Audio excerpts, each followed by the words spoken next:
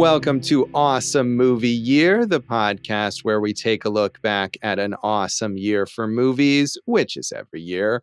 I'm Josh Bell, film critic and writer, and I'm joined by my co-host. I'm Jason Harris, filmmaker, comedian, and Wesley, I won't sign your permission slip to go on the field trip until you finish your book report, Wesley. Chop, chop. I have no idea what that is. Me neither. I'll take it. I don't speak Turkish, so I just decided to do a Mr. Belvedere impression today. Oh, all right. Well, that does not make any sense, but it's something, and that is what we have here today is also something. This is our season on the films of 2014, and we are here at the Cannes Film Festival Palme d'Or winner, which is the Turkish film Winter Sleep from filmmaker Nuri Bilge Ceylan, whose name I'm sure we will mispronounce. I tried to look up some videos where he was being introduced like at a film festival to see if I could get the pronunciation right, and I'm not quite sure that I did. But he is a renowned, possibly the most famous Turkish filmmaker, at least the most famous contemporary Turkish filmmaker. And I feel like we are about to reveal our lack of sophistication here in our discussion. I'm going to disagree with you, and I'm going to disagree with this damn jury, Josh, okay? Hey, Josh, I'm fucking sophisticated, huh? Sure you are. No, we both are. We all are, I think. We'll even throw Dave in there. Yeah, thanks, guys. Yeah, I mean, dude, fucking Foxcatcher was in the competition this year. Give me a break. This movie is not the best movie here. Okay. Yeah. I mean, Foxcatcher is good, but I feel like the Cannes Film Festival rarely gives the Palme d'Or to movies like that, but that's okay. You had an Adam McGoyan movie, you had a Mike Leigh movie, you had a Cronenberg movie, you had a Dardenne Brothers movie. We know how much the Cannes Film Festival loves the Dardennes, so. That's true. Yeah, so maybe those would all have been better choices. I don't know. But the Cannes Film Festival also loves Nuri Bilge Ceylan. They do. They do. This was his fifth appearance at the Cannes Film Festival, including an early short film of his, which was his first appearance there. And this was the fourth movie of his to win a major award. He had not won the Palme d'Or before, but he'd won a Best Director award. He'd won a couple of Grand Prix, which is sort of like the second place award. And he's continued to be like a staple of the festival. Basically, even if this guy went and directed a Jurassic World movie, he'd show up at Cannes. So that would be a really, really talky Jurassic Park movie, Josh. It might be, or it might not be. Interestingly, this is a very, very talky film. But the one film of his that I have seen, in addition to this, Climates, which also did play at Cannes, is very, very not talky. It's very slow, but also like minimal dialogue. So I think this movie, and I haven't seen more than that, but I think this movie may be a bit of an outlier in how talky it is. So it won the Palme d'Or and the Forpresky Prize, which we've talked about, which is, I still don't know how to explain it. It's like critics giving another prize that's also a prize, but not the same prize. Yeah, I mean, it's the Palme d'Or is voted on by the jury, and the Forpresky Prize is voted on by a group of critics, of international critics. So it's not an official part of the festival itself, but it's just an additional award given out by a separate group. So he knew how to explain it. It's Thank you. It was the longest Palme d'Or winner ever, and the second Turkish Palme d'Or winner behind Yol from 1982. Tell us about Yol, Josh. I will not, because I don't know anything about it. But okay. I'm glad you looked that up. So it also grossed $4 million worldwide at the box office. And I have to say, that's a lot of money for this movie. I didn't find any budget figures. I doubt it was a super expensive film. But even if you loved this movie, it's not the kind of movie you expect to make a ton of money. So I feel like that's a pretty good outcome. Yeah, I think it's, dude, if any movie like this made $4 million today, you'd be over the moon with it. So. And this is not that long ago. So, I mean, I feel like it's a similar-ish marketplace. But yeah, I mean, a movie like this, although I was going to say a movie like this might not be released in theaters, at least not in the US anymore. But Ceylan's last film, About Dry Grasses, did get theatrical release. So did you see that one? I did not. And in fact, it was I believe it was last year or at least last year that it came out in the US. And I definitely had a screener at awards time. And it's also over 3 hours and was not on my list of things to catch up with for awards. Oh boy. Yeah. But he does. I mean, I think that this speaks to how major a sort of world filmmaker he is, that he can make movies like this and they will still get theatrical releases. Did you say he's probably the most well-known Turkish director? I think so. I mean, I don't know. Maybe there are past Turkish filmmakers who I'm not thinking of who are more well-known, but I think he certainly is the most well-known now.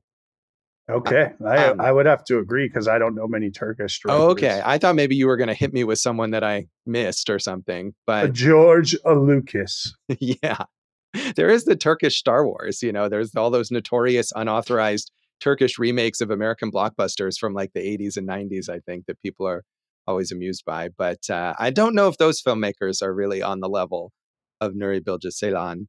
So I think one of the other indications of how big a deal he is as a Turkish filmmaker is that 6 of his films have been Turkey's official submission to the Oscars for the best foreign language film, or the best international film as it's now known. So, I mean, it seems like basically if he makes a movie, he's the guy that they're going to go to. This was also submitted and was not nominated. In fact, none of those submissions have been nominated, but he always gets the nod from the Turkish, Ministry of Culture or whatever it is that picks those. I used to have a fez that was made in Turkey. Very colorful and intricate and a wonderful piece of headwear, if you ask me. Jason really bringing the wide knowledge of Turkish culture to this discussion here. Mm-hmm. Thank you for that. This film was loosely adapted from elements of some Russian literature, including the short story The Wife by Anton Chekhov and a chapter of Dostoevsky's The Brothers Karamazov. Have you read those, Jason? Well, Josh, I mean, for the sake of brevity, let's just move on, shall we? So no, neither have I. No, neither have I. Although I did recently review a movie that was a sort of modernized adaptation of The Brothers Karamazov. And I've read Vanya on 42nd Street, so I've done my Chekhov work before. I've got some exciting news for you guys. I didn't read them. So. Yeah, that is exciting. The exciting news would be if Dave read anything, really. Let alone classic Russian literature. I like Chekhov. So all right, yeah, I may have read a Chekhov play. And I definitely read Crime and Punishment back in college, but not that's so long. That book. It is. Well, it's. I think it's shorter than The Brothers Karamazov, though. Yeah. Well, I couldn't tell you because the cliff notes are probably about the same on both of them. So. All right. So this film was also highly acclaimed by critics, including in the U.S. It has an 87% rating on Rotten Tomatoes. Not anymore, suckers. Because Jason is going to add his weighted awesome review. Yeah, that's going to bring it all down. So Anne Hornaday in the Washington Post said, "The easy gag about the 196-minute winter sleep is that it's so good it makes 3.5 hours feel like 2. But that's no joke. Filmgoers willing to commit the time, attention, and emotional bandwidth to Turkish director Nuri Bilge Ceylan's finely tuned domestic drama will find themselves richly rewarded. The film serves not only as a mesmerizing escape into another world, but also a compelling, compassionate deep dive into human frailty and self-deception. In anyone else's hands, a film composed mostly of people talking and arguing would feel stiflingly hemmed in. But Ceylan expertly calibrates the conversations so they ebb, flow, and grow in urgency with reflective, unforced dynamism." I'm going to disagree, Josh. Yeah. Look, I didn't mind the dialogue and the conflicts. It's just that they kept doing them over and over and over again in the same scene where you felt like you were watching the same scene 3 times in the one scene. Yeah, it's very circular, these discussions, yes. I think. And that was what struck me. And there's a lot of these very high-minded arguments about like moral philosophy and stuff like that, in addition to personal discussions. And the main character is this wealthy former actor who owns a hotel in this sort of rural area in Turkey, as well as amazing location. beautiful. I mean, this hotel is like carved into the side of a cliff, basically. Yeah. It looks outstanding, yes. In And Anatolia. Anatolia, yes, this region. And he also owns some number, we only see one, but some number of like houses or apartments or whatever in the little town near the hotel. And he has these tenants, and he's very full of himself. And he has these arguments with his wife, who is much younger than him, with his sister, who has recently gotten divorced and now is living back home at the hotel with him, and with these tenants who are behind on their rent. And that's pretty much it. The whole movie. But there's 3 hours and 16 minutes of it. So. There is. Yeah, but I think those arguments, they're, especially with the wife and the sister, it is very personal what they're discussing. Their, resentments about each other, their longtime conflicts, but it's all sort of wrapped up too in this larger, like, philosophical debate that I thought was very repetitive. Yeah. So, I mean, I like the concept of that. I mean, to go another complete direction on it. Some of my favorite 90s post-college, what are we going to do with our lives indie movies talk about like that kind of highbrow subject matter, not exactly the same, but what does art mean? Where do you fit into it? Kicking and Screaming, Metropolitan. I love those movies, right? Sweet 1 hour and 40 minutes, Bubba. So, yeah, I mean, I don't know that this really quite compares to those movies. No, I'm just giving you examples. The movie that I compared this to is Margaret, the Kenneth Lonergan one, which is another 3 hour and change domestic drama that had propulsion to it. And this one did not have any propulsion to it, I thought.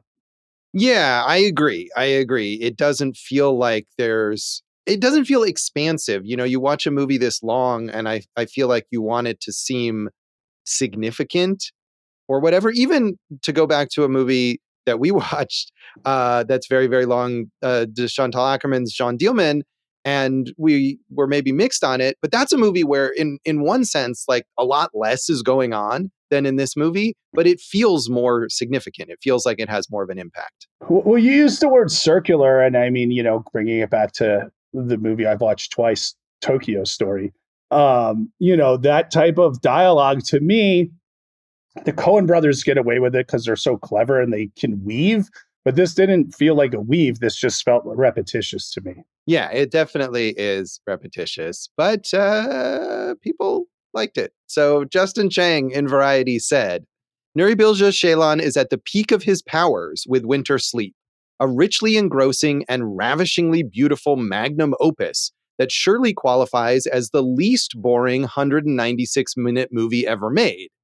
Following Ceylan's sublime 2011 drama Once Upon a Time in Anatolia, this equally assured but considerably more accessible character study tunnels into the everyday existence of a middle-aged former actor turned comfortably situated hotel owner, and emerges with a multifaceted study of human frailty whose moral implications resonate far beyond its remote Turkish setting.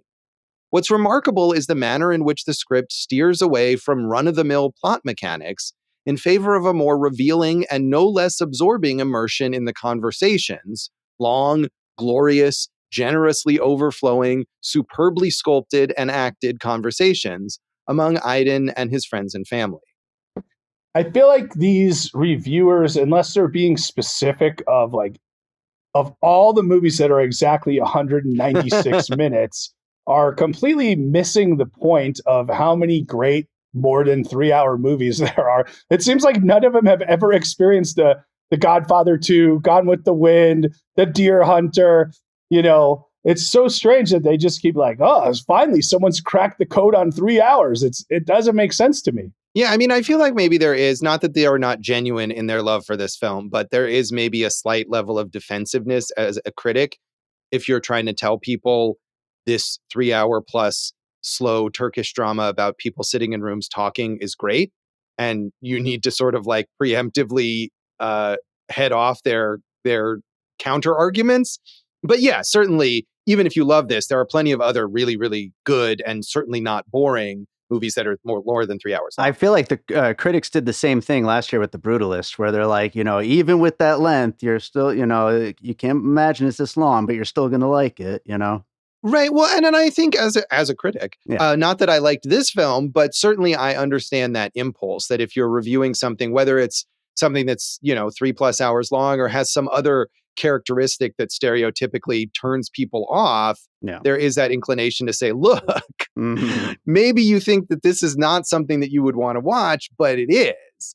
And so I get that. But Jason, you're absolutely right that it's not like those critics haven't seen those movies Yeah. and that those movies aren't great. So what struck me though is he's saying it's more accessible than Once Upon a Time in Anatolia. I'm trying to think of a less accessible version of this, and that's tough. Well, Josh, you're the critic, so these are your people. So you're on your own here, buddy. I'm saying I understand their perspective here, even if I don't agree about this particular film. I just think it's like really ignoring a very easily researched and accessible part of film history that a lot of these people have experienced before. Right. Well, I'm saying is like it's not as if they're not aware of that. It's just that they're trying to sort of head off the idea that you wouldn't even give this movie a chance because of how long it is. Well, I gave it a chance. I watched all 196 minutes of it. I appreciate that, and we all did, and that's really what we set out to do here. We generally will watch all minutes of all the movies. I know we keep giving you guys the thesis of how this thing works. So we watch the movies and then we talk about them. That's so it, baby. I did want to get a dissenting voice, and Manohla Dargis in the New York Times, who was our dissenting positive voice on Transcendence, is the dissenting slightly negative voice here. She said, in genre terms, the movie can be classed as a character study, although it often plays more like one of those spiritual autopsies that directors occasionally perform on their protagonists, gutting them with degrees of gravity, glee, and precision, and extracting flaws like diseased organs. Mr. Ceylan performs this particular operation with rigorous solemnity, technical virtuosity, and precision tools. His lapidary visual style rises to the challenge of the natural environment. Yet there's something missing from the very start, namely the spark of breathed-in life. Despite Haluk Bilginer's dug-in performance and the haunting grandeur of Aiden's world, this is finally a character too small to see. I mean, that pretty much gets it to me is like you watch this and you're not like, oh, the performances aren't there. And you're certainly not like, oh, the setting isn't there. And you're definitely not like, oh, the look isn't there. This starts and ends on the page and the edit room for me, right? Like this just is, and it's cool. Like it's his project. It just feels a little self-important in that regard. And I think a classic example of less is more would have added by subtracting. But, we've talked about a few of these movies where it's like, hey, dude, it's just, you gotta remember edit, whether it's on page or on screen. Yeah, and I think that what I was just talking about, that this guy is like the preeminent filmmaker in Turkey and he's so highly regarded around the world. And it's interesting, you look at his filmography and the films just get longer and longer as it goes on. And he's probably in a position where he can do what he wants to do, and that's fantastic. But it is maybe also a liability in that no one is saying, hey, your movie needs to be shorter. And so he's able to make it as long as he wants it to be. But I agree. It's not that the performances aren't good. And these actors are tasked with like massive amounts of dialogue that they have to deliver. And they're doing it with feeling. It's not just the sort of philosophical abstract debates. You get the emotion that's coming across, especially from his wife, who gets very emotional in some of their conversations.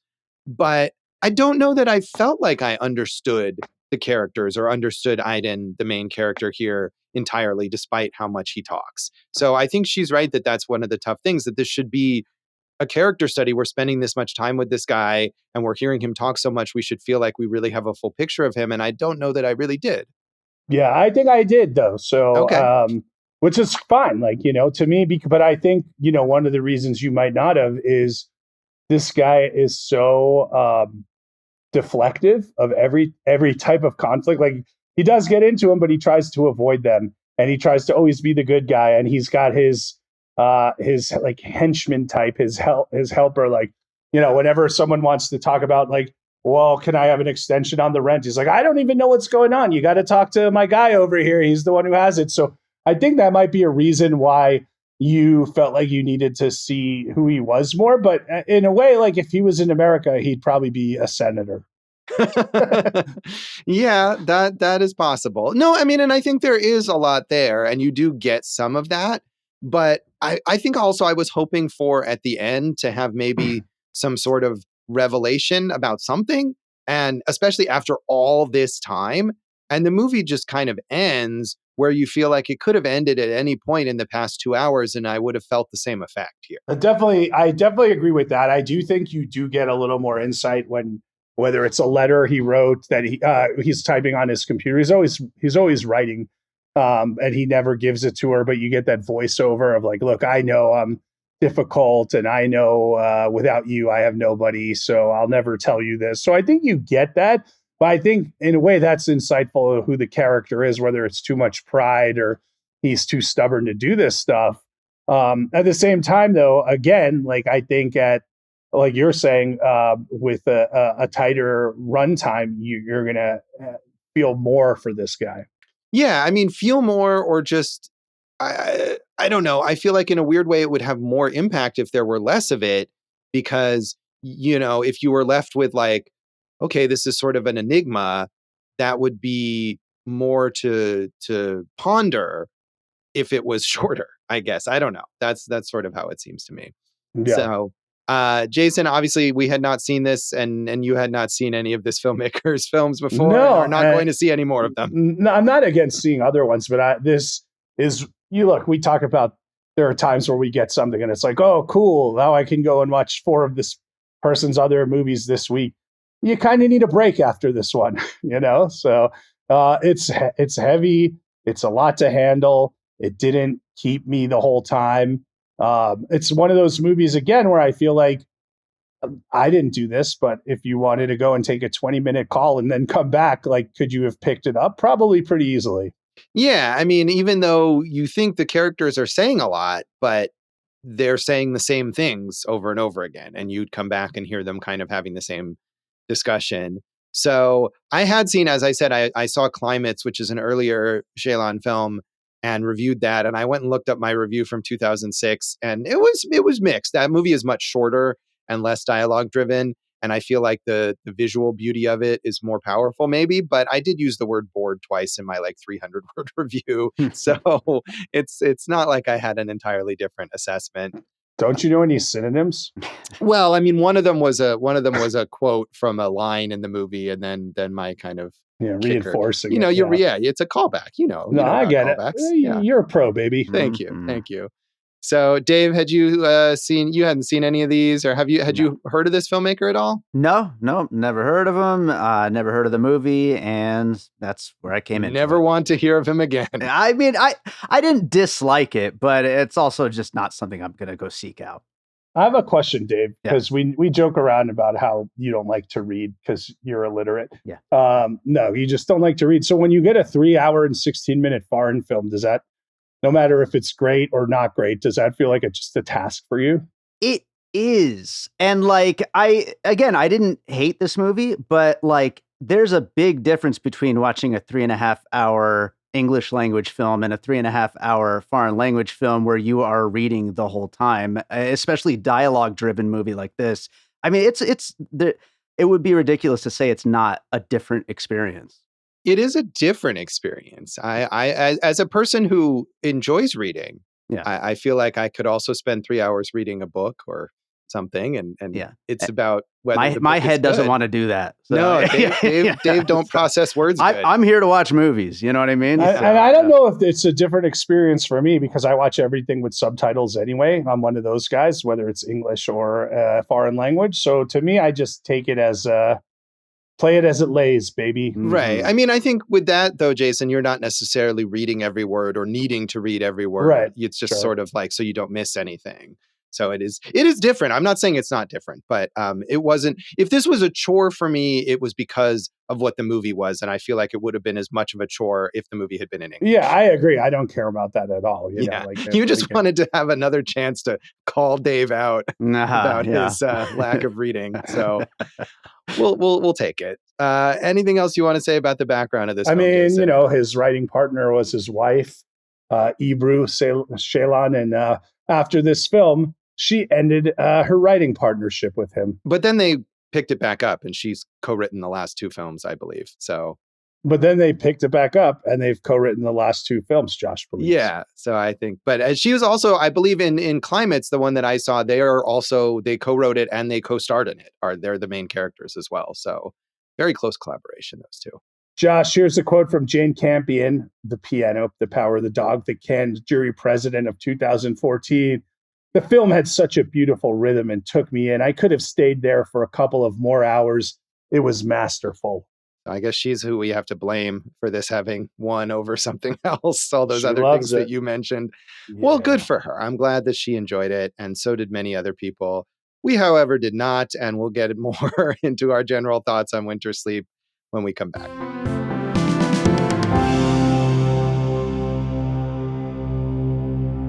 Welcome back to Awesome Movie Year. In this episode of our season on the films of 2014, we are talking about the Cannes Film Festival Palme d'Or winner, Winter Sleep, from filmmaker. I feel like I keep forcing myself to say this dude's name, from this Turkish guy.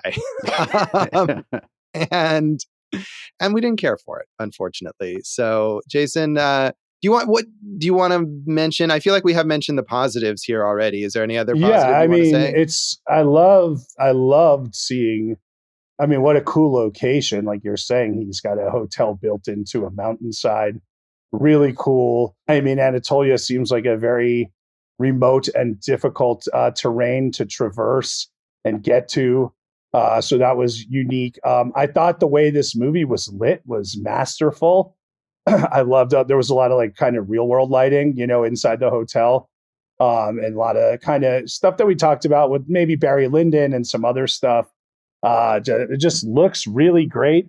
And again, I had no problem with any of the acting. So, really, like, to me, this, like I said, it died on the page before it lived. And I think the actors did yeoman's work to bring bigger life to it. And clearly, Ceylan is a talented technical director. So those were the things I liked about it, Josh. Yeah, I think, again, because of his reputation and because of what I vaguely remembered from the other movie that I saw, I expected more of these like sort of beautiful vistas. And the hotel itself is fantastic looking. I mean, I assume it's a real place, and it's an amazing thing to see it kind of carved into the side of this cliff or rock face or whatever it is. And there are some beautiful shots of the countryside nearby. But I feel like even though what you're talking about is true in terms of the lighting, there's a lot of natural light, or these rooms that are lit just by like a little lamp or something like that. So many of the scenes, because they're so long dialogue scenes, it's not like they're shot in a super creative way, which is fine. I mean, the focus is on what the characters are saying.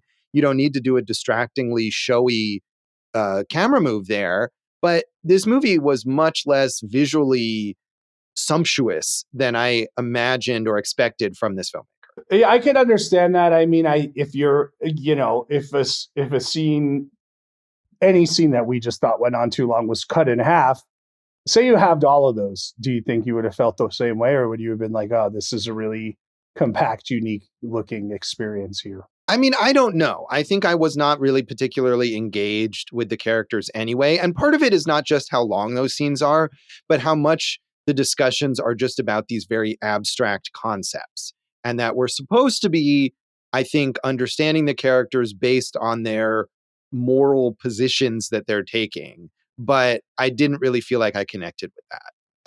And like I said, I don't mind those things. I know you didn't like my comparisons earlier where people do those in those movies, but maybe those mid 2000 Linkletter movies, that he rotoscope, Waking Life and Scanner Darkly, also kind of deal in that abstract in their own ways. So I don't mind it. It's just an execution thing. The issue to me is if you're having that same conversation and it's done and it just keeps going, but you're like, wait, this conversation's done. Why are they continuing on over and over and over again? It just pounds you into the ground. Yeah, it does. And I mean, I think maybe part of the reason for that is to show you that Aiden, the main character, is the kind of guy who won't let that sort of thing go, is that he can't end a conversation without having the last word or without being confident that he is in the right or whatever, but it does get very tedious. I think all three of those main characters you could make that argument for. They all want to have the last word, and they all want to make sure that the other characters know that they're right. Yeah, I mean, I think he's the main character, so we see more of that, but he's perhaps, he's more stubborn in that regard. But there is a lot. I mean, one thing that struck me, there's a scene where Aiden, he's sort of like a semi-prominent local citizen. Not only is he wealthy and he owns these properties, but he writes this column for like a little local newspaper where he expounds on his various philosophical points. And he gets an email from a nearby town where this woman says she's an admirer of his work and she's looking for charity basically to build this little center to teach women in the village crafting and stuff like that. And she's asking for his help. And he wants to know whether he should help her or not. So he calls in, he's got his friend, and then he calls in his wife, and he reads them the whole email, every word of it. And I feel like that was emblematic. Like, we didn't need that. And maybe it's like, here he is the kind of guy who's going to force these people to listen to all this, but he's forcing us to listen to it too. Well, I mean, as an actor, Josh, is there a part of that he talked about how, and everyone had hopes for him to be this big actor. He wanted all that attention, and now he's holding on to whatever he can grasp from that attention. There's the picture of him with Omar Sharif, and that's prominently placed, so people will ask him about it, right? So it seems to me like, and even his sister's like, well, why don't you go write for a bigger paper and this and that? And like, he's comfortable in his life, but he still wants to be the star of the town. He does. I mean, and she says, why don't you go write for a bigger paper? And he essentially says that, like, oh, well, if I wrote for a bigger paper, I'd just be one guy there. But, Right. He writes for the local paper and he's the guy. So, he definitely wants that. And I agree. I mean, he's certainly someone who wants to pretend to be modest, but then feel like he's important. He at one point mentions how, remember when I was in this play playing this character, to the sister, like, did you see that? And of course is hoping that she's, oh yeah, of course you were great in that. And she says, oh, I don't know. I don't think I remember that one. And, he's definitely always trying to slyly get in mentions of that stuff. Well, and vice versa. She's trying to, kind of throw that elbow in his rib over and over again. Maybe she did see it. She seems to want to undercut him at every turn, especially when we get to the middle of the movie. The perfect example of that scene is the one I told you about when we were talking yesterday. It's Aiden and his sister, and they're in the study, and he's at a computer and she's on the couch. And we've seen this set up before. And then the second time that they have an argument there is a 19-minute scene of just the two of them sitting. And I don't mind that, but I do mind that this 19 minutes could have easily been, as we said, done in 4 or 3 minutes and 30 seconds, and it would have been as effective, probably more effective, because you wouldn't have been like, at minute 16, like, how much fucking longer is this thing going at this point in time? Right. I agree. And they talk about the same things over and over again. And I do think that is clearly intentional. Right. And I didn't like it either. I maybe liked it even less than you did, but it felt like he wants you to really feel the weight of how much time these people are spending talking about the same thing over and over again, and how dug in they each are in their positions, right? And they're brother and sister. They're both middle-aged. They look like they're in their 50s or something like that. And you get the impression that they've probably been having these same arguments for their entire lives. Yeah, I think you're right. I mean, there is that bit of evolution of, the sister, she's divorced. Her husband was an alcoholic and abusive, I think. And, she's always wondering if she should go back to him because she's so bored there. But, that could have been explored a little more, because, I mean, he does bring that up. He's like, well, what are you doing to make yourself have self-worth and value? And like, what are you doing to, like, hey, you can talk crap about me, but I'm over here writing. I'm over here researching. Like, what are you doing to give yourself a life here? Yeah, I mean, and it's weird. Like, I feel like we are meant to sympathize more with everyone else other than Aiden because he is so full of himself and he's the rich guy who basically has control over everyone. Even though, one of the constant refrains is when he's talking to the sister or he's talking to his wife, and he's like, well, if you want to do such and such, no one's stopping you. No one's stopping you. But of course, he has that implied power because he's the one with the money, he's the one with the property, and if he wasn't going to stop them from doing things, he could still withhold his support or his financial resources from them for things like that. So um, I think we're meant more to sympathize with them, but at the same time, they're, as you said, they're also very stubborn. They're also very determined, especially the sister in that scene that we were just talking about, to have the last word and make it clear that she's in the right. And also some of her positions, she talks about wanting to go forgive the husband or her ex-husband who sounds Right. terrible. Right? And when both Aiden and Nihal, his wife, are arguing like, why are you going to do that? Why would you want to do that? They are correct, I think. Yes. On the flip side, it's a different part of the world. She's at least in her 50s, like you said, different cultural norms. Like she is doing, in her mind, it's the idea of like, hey, I don't want to be a lonely old spinster. I would rather be a wife and live in the big city, even though my husband beat me and was drunk all the time. Yeah, I'm not agreeing with that. I'm just saying that seemed to be the impetus of it. Yeah, and to be fair, I don't know that he beat her necessarily. He was just a drunk, and she says he's gotten worse as a drunk since they got divorced. So she's going to go back, and she has this goes to the like moral philosophy idea. She has this whole concept that they spend a lot of time talking about, that you should not resist evil, right? That you should forgive the evildoer and let them do their evil, and this will somehow stir their conscience and get them to stop somehow. And I feel like this is presented as somehow noble. And it starts as this abstract concept, and then she applies it to the husband. She says, I'm going to go and forgive him or ask for his forgiveness. And Nihal says, but why? You didn't do anything wrong. And she says, well, but that's the whole concept. I will like supplicate myself to him, and he will thus realize that he was the one who did something wrong. And no, right? She's definitely wrong about this. And I feel like in those scenes where we see, again, both Aiden and Nihal argue against her on this front, they're correct. I agree with you. I don't think that philosophy is sound. Right. I almost gave this movie half a star because of that whole conversation. And I was just like, wow, this lady is out of her mind. And if this movie is meant to sympathize with her, which I felt like you said, I felt like it was, I was just like, I just do not understand this at all.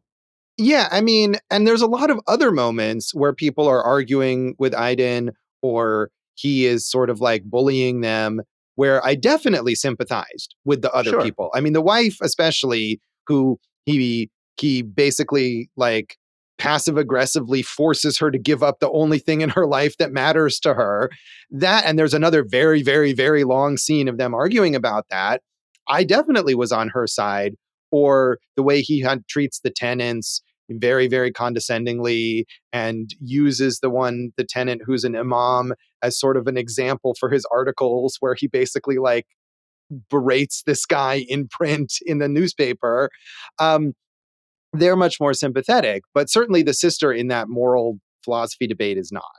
Yeah. Well, what about this subplot that you kind of just touched on there? So one of his tenants it's a family, it's a mom, it's a dad who just got out of prison, who I wouldn't say was like a major offender, but it was like a quibble at work or whatever it was, right? He's in jail for 6 months. He can't find work anymore. There's the younger brother who I did find interesting, Hamdi, who was, talk about passive aggressive. That was pretty interesting, how everything was like, I would love to, but we can't because, but I would love to, that type of thing. Right. I mean, he's passive aggressive in a different way because he's powerless. And so the way he does it is he's always like extremely apologetic about everything. Of course, you're right to request it. I just wish you would, and, that type of thing. And this little boy, the kid, he throws a rock at Aiden's car window, and that's a jarring thing and almost causes him to fly off the road. And then, they say, hey, your kid did this. It's not a big deal, but we're here making it a big deal because it's not a big deal, right? And everything. And, then Hamdi makes the kid go and kiss his hand and all this stuff. And what happens is, what I got out of that storyline most was, you had this kind of, again, was he drunk? Was he abusive? The husband who can't find any work, who's very proud, who refuses to take help from people. He has one scene where he's about, we see him once, he wants to like fight Aiden. He's held back by his brother. And then we don't see him for another hour and a half. And then he's got a huge scene at the end. And I feel like structurally, maybe that was not the most impactful way to use him. Yeah, I guess. But I feel like also that scene at the end, you're talking about how proud he is. And pride is definitely a big theme here. I mean, Aiden is proud in his own way, and he's wealthier. And so his pride is able to take the form of this kind of like fake humility, like, oh, I'm just a guy who happens to own a bunch of property and be important, but it's not a big deal. And this other character, Ismail, is not wealthy, and so his pride is being able to reject that. And so I feel like there's meant to be some parallel. And that scene you're talking about later in the film is one, I believe, of only two scenes that Aiden is not in. There's a scene between Nahal, the wife, and the sister, where she's talking about going back to her husband. And then this scene toward the end where Nahal takes this money that Aiden has sort of passive aggressively given her for her charity and decides to give it to the family because they can't pay their rent or whatever. And the brother, the imam, who is the super apologetic guy, Hamdi, sorry, yeah, Hamdi is his name, and he's an imam, that's his job. And he seems like, on the one hand, he's like, oh, I can't possibly, but he's clearly going to take the money. Right? Well, you would too. Yeah, of course I would. No, and the right thing to do for your family is to take the money. But of course, the pride then comes in, and Ismail shows up, and not only does he say, no, we won't take this money, but he burns the money. And I think that spitefulness, that like level of, I'm going to harm myself and harm you because you can't keep the money now, or you can't give it to someone else just for the sake of this pride, is meant to be kind of a parallel with Aiden. But Aiden is fine and is rich and has plenty of stuff, and right. Ismail but the has pride, none of that. Yeah, I don't know. I thought Ismail was totally just whacked out of his mind, and will no doubt commit another crime very soon. To me, oh yeah. But so, because to me, it's like, and she, when she hands the money over, Hamdi is like, we could just buy a new house with all this money. Like, maybe she should have been like, here's enough for the rent, here's enough for the harm we caused you. And then the gesture is nice, but also, is manageable, as opposed to where it escalated to. Yeah, but on the other hand, I feel like we get the sense that if she had given them, 1 lira or whatever, that Ismail would have burned that too. Because he's terrible. Right. And you were saying, he did something we don't really know, but we finally do learn what he did to go to prison. And it's not like, oh, oops, a misunderstanding. Or at first you think, oh, he was like defending the honor of his wife, because they say there are these like kind of hooligans who are harassing her and stealing her underwear off the clothesline. But then Hamdi says, oh, and he took it out on her. So it's like, okay, so he beat his wife for the crime of being harassed. And then later on, he was confronted by one of these guys in like the market, and he stabbed the guy. And, well, yeah, but he didn't go to jail for beating his wife. Right, he didn't. No, he went to jail for the stabbing, which is almost understandable because he's been provoked. But at the same time, like, they brush off the idea that like, oh, he beat his wife because she was harassed. Like, I don't feel like this is creating sympathy, like, for the injustice that was done to this guy. I would agree. I had no sympathy for him. The boy passes out. He has like a seizure, whether it's stress or anything else. And we barely learn about that afterwards. They're like, yeah, he's fine now, So again, for all these things, there are plenty of loose ends. And There seems to be one man staying at the hotel, and he's like just a guy who travels. Yeah, there's a like a Japanese or Chinese couple Right. staying You there as barely well. see them. Yeah, Yeah. that's true. So yeah, I don't know, man. Looks good and acted fine, and here we are. Here we are. Yeah, and you mentioned the kid passing out, and that was one example where that scene stopped too early for me. Like there's so many of these scenes that go on for so long and you just feel like they should wrap up, but the kid suddenly passes out and then the scene ends and I was like, what? This seems important. What's going on? And then an hour and a half or whatever later, we find out that he had pneumonia. And presumably that's partly because, as they mentioned, they keep having to walk back and forth between their house and the hotel, which is very far away and it's cold outside or something. But yeah, that seemed like an important point that just gets dropped for a very long time. Hamdi. Dave, any other thoughts you want to share on this? It was just frustrating that like the movie seems to conflate being an asshole with being wrong about everything. And I'm just like, I don't know, just watching this guy, I just like some of the things he's saying are just, they're not wrong necessarily. He's just kind of a dick about it. And that was a very strange kind of point of view this movie took, I felt. It's like the Big Lebowski, You're not wrong, Walter. You're just an asshole. Exactly. He was the Walter Sobchak of Turkey. See, you complain about me bringing up kicking and screaming in Metropolitan, and you're Lebowskiing this movie. No. This is, for anyone who hasn't seen this film, it is not similar to the Big Lebowski in any way. Not one bit. They do drink a lot of White Russians. No Russian. Yeah, we could have had anyway.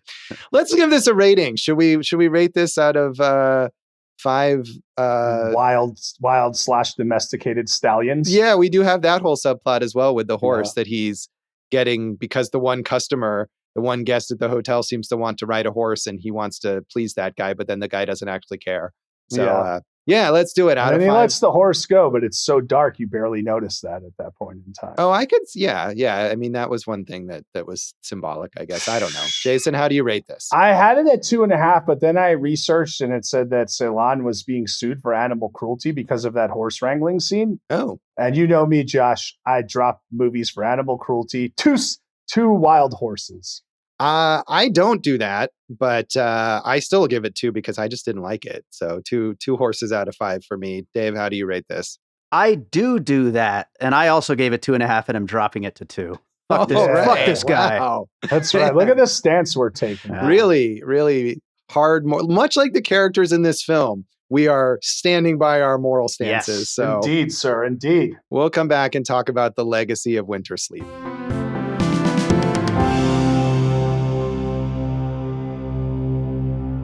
Welcome back to Awesome Movie Year. In this episode of our season on the films of 2014, we have been talking about Nuri Bilge Ceylan's Winter Sleep. I'm trying to pronounce his name again. Sorry, dude. And the legacy of this film, as we're saying, this guy we maybe didn't like this film, but this guy is a major world filmmaker. He is, I think it's fair to say, the most renowned Turkish filmmaker. He is beloved by the Cannes Film Festival and the whatever ministry in Turkey submits to the Oscars. He has had 6 submissions there, although no nominations. Basically, everything he does goes to Cannes. He's made 2 more films since this, The Wild Pear Tree and About Dry Grasses that I mentioned, which I believe is from last year. Both of those played at Cannes. And I'm sure whatever he does next will be similar. But they're all 3-hour-long epics. Well, I'm not going to see it. I will not either, probably. I mean, I may, if when About Dry Grasses came out, I think it did actually play here at the Beverly in Las Vegas. And, there may be a time at which I might have a reason to watch these films for a review. But that would be the only reason, I think, for me, if it was a professional obligation. Cannes just finished this year, Josh. We really haven't heard much about the Palme d'Or winner this year. I don't feel like it's made a splash like in past years. Yeah, I mean, I forget what it is, but I know it was another neon. Because we haven't had a wider release of it yet, but it's. But we knew about Titan and Anatomy of a Fall. We knew a lot about movies from Cannes in the past few years, and I don't think this year there was a big splash. Well, I guess we'll kind of have to see when that movie is released in theaters. It's the Jafar Panahi film called It Was Just an Accident. And I know Neon picked it up for distribution, as they have the last like 6 winners or something like that. And those are all ones like you had mentioned, Anatomy of a Fall and Titan, Anora, Parasite, 2 Best Picture winners there, and Triangle of Sadness. So I feel like Neon is good at marketing these movies. So maybe we'll be hearing about it soon. Sure, but we knew everyone you mentioned, we knew about at Cannes. Like when Cannes was happening, we knew about those movies as well. I'm just saying this one, it feels like a much less of a noise, was made with it as far as winning the Palme d'Or. And like you said, maybe they'll run a great campaign and it'll crush. But I think in the past, all those other ones you've mentioned, we knew about at that point in time. And maybe this one has slightly less mainstream or mainstream-ish potential. I don't know. I haven't than Titan. Yeah, well, maybe not than Titan. Yeah, but then Parasite or Anora or Anatomy of a Fall, which I feel like all broke through in that way. So we'll see. But maybe if Nuri Bilge Ceylan is back at Cannes in a year or two and he wins the Palme d'Or again, he will receive even less. Because I feel like any of his films, none of his films are going to get that kind of mainstream attention. On that awesome movie, your Field Trip. Yeah, maybe that's when we'll see another one of his films. So basically, all the actors in this film are very prolific actors in Turkish TV and movies, including many, many, many things that we are not at all familiar with. I did want to mention Haluk Bilginer, who is the main actor here who plays Aydin. He also does fairly regularly work in English language films. He was in awesome movie year subject Ishtar, which we talked about. Interesting random ass filmography, I feel like, in English, including the Madonna's film W.E., the 2018 Halloween remake. And he was just recently in Maria, the biopic about Maria Callas, starring Angelina Jolie. He's done American and British TV. He was on The Veil, which is a show that I watched. I think I remember seeing him in there. And he was the star of the Paramount Plus series, The Turkish Detective. So he's certainly, internationally known. I like him. He's good. He also acted with Omar Sharif in Memories of Midnight in 1991. Yeah, it's possible that they grabbed that photo that they use in this film from that. That could very well have been. Melisa Sözen, who plays the younger wife, Nihal, also has done some stuff outside of Turkey, was in some French productions. But otherwise, I mean, I don't know if you want to go through, but these cast members are all very well known in Turkey, but none of them reaching necessarily the international audience the way Ceylan does as a filmmaker. Yep. All right, Jason, thank you for that contribution. Anything else you want to say about the legacy of this film? George, you're going to miss your bowling league. George, come down and have your supper. I think we need to do, I don't know what year it is, but the Mr. Belvedere, the movie that predated the TV show, we'll have to get to that. Was there a Mr. Belvedere movie? That's I believe, because I think they're both based on the same source material. I could be wrong about this, but I think there was a movie, if there's a book or something that the TV show is based on, I think it was previously made into Mr. a movie. Belvedere Goes to College from 1949. I think that might be it, yeah. Yeah, Mr. Belvedere Rings the Bell, 1951. Wow, this is exciting. Jason learning so much about Mr. Belvedere in this episode. Sitting about Pretty, the Turkish Palme d'Or winner. We'll further explore this subject another time, I think. Thank but goodness. That is Winter Sleep, and that is this episode of Awesome Movie Year. You can talk at us online and on social media. Join our hotels that are built into caves on awesomemovieyear.com, Awesome Movie Year on Facebook and Instagram. I'm Jason Harris Comedy, or J Harris Comedy, all the things. Go for Jason on Letterboxd. You can find some old things from me at joshbellhateseverything.com. I'm at Josh Bell Hates Everything on Facebook, at Signal Bleed on Blue Sky, and on Letterboxd. And if you're on Letterboxd and you watch this film and think we're Philistines or any other film that we talk about on the show, tag your review Awesome Movie Year. We would love to know what you think.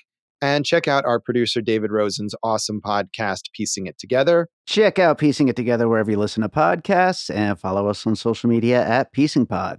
And Josh, I have to ask a question, because I was listening to our La Samurai bonus episode, which was from the Patreon, and Dave said he was going to create a 60s synth style song in that vein, Dave, how's that song coming along? I forgot that ever happens, but I should do that sometime. We're ready for it. Dave's a busy man. We appreciate that he's here and spent 3+ hours watching this film for us. So, Jason, what's in our next episode? Documentary, Josh. It's the documentary we had to cover. It's Life Itself, based on Mr. Roger Ebert. So tune in next time for Life Itself, and thanks for listening to Awesome Movie Year. Thank you for listening to Awesome Movie Year. Make sure to follow Awesome Movie Year on Facebook, at Awesome Movie Pod on Twitter, and at Awesome Movie Year on Instagram. And if you like the show, review us and rate us with 5 stars on Apple Podcasts.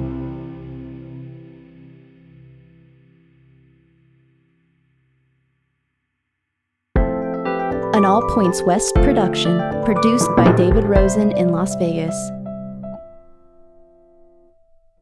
No. You're recording. All right. I'm good. Yeah. Are you finished with the M&Ms? Close. Should I give you a minute? No, I'm good. Okay. Do you need to eat some M&Ms before we come I'm back? good, bro. Go Okay. for it. All right. I want you to get your nutrition in, These babies are waiting for me. Oh, that looks Minis. good. Ah. Yeah. All right.